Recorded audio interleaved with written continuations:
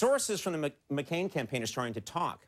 And they said today, this is in the news, that when they were prepping Sarah Palin for the debates, they found out that she thought Africa was a country, not a continent. Yeah. Yeah. Now, to be fair to Sarah Palin, it is hard to see Africa from Alaska. Welcome back to the most news in the morning. It was bad enough when McCain aides called Sarah Palin a, quote, diva who was going rogue. But with the election over, it's really getting nasty out there, with former McCain aides circulating harsh rumors about Governor Palin now. Our Alina Cho looking into all of that for us this morning. She joins us now. Good morning, Alina.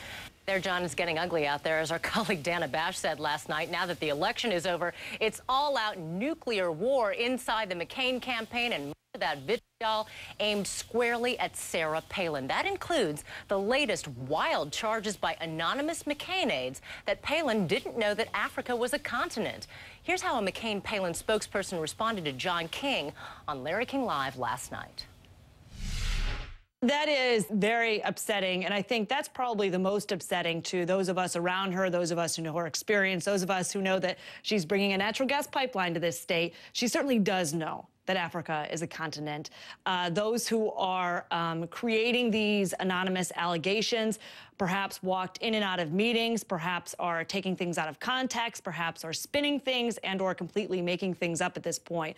But John, if you speak to those around her and her foreign policy advisors and those who worked and prepped her, they felt and continue to say that her questions were serious, that her questions were well thought out, very detailed, and went far beyond what continents exist or who is within NAFTA. I mean, that is just absolutely so far out of the realm, it almost doesn't deserve responding to, except that it's taken on and gone to such a degree that we find ourselves out here saying that, of course, she knows that Africa is a continent, and it's absolutely a false allegation that exists out there.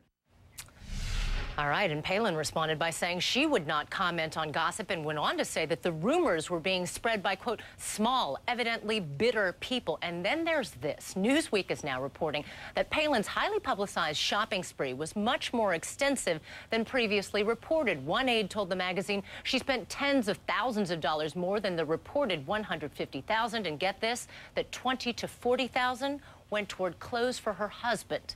An angry aide called the shopping spree, quote, Wasilla Hillbillies looting Neiman Marcus from coast to coast, and that the truth would eventually come out. One top McCain aide, who was just asked by reporters whether he was happy with Palin, would not answer the question. All he would say, John, is that there would be time for postmortems a bit later.